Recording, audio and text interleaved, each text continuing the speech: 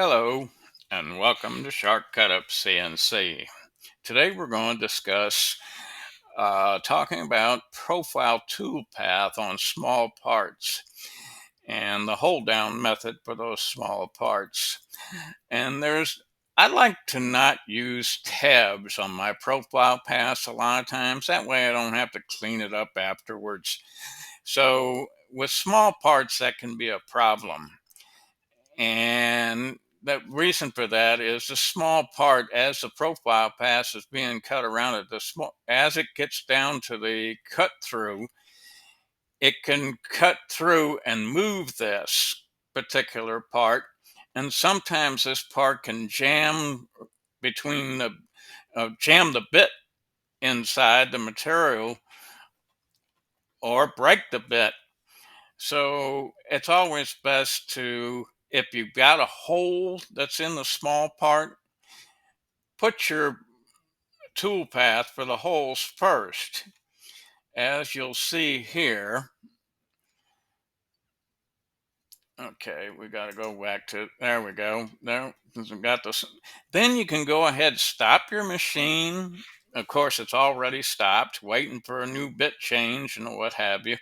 So now you can go ahead and put a screw with a washer to hold those parts down. But they got to be careful too, because sometimes the screw head may interfere with it. And a lot of times I've seen it'll take on a climb pass, it'll take and reverse that screw, throw it right out of the hole.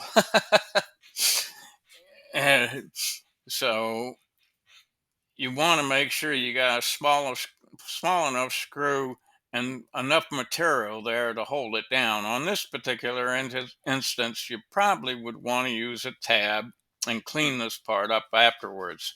This one you may not, but the whole idea behind this video is on small parts, no matter what they are, if you've got a hole in it, place your tool path before the profile tool path. That way, when the machine stops for a tool change and you remember to put the screws in with the washers or without a washer, sometimes the head of the screw is big enough to hold it down. And then that part won't move during the profile pass while it's being cut. So there's tip number 9. Holding down small parts so that they don't break your router bit or jam the machine. Thank you for watching Shortcut Up CNC.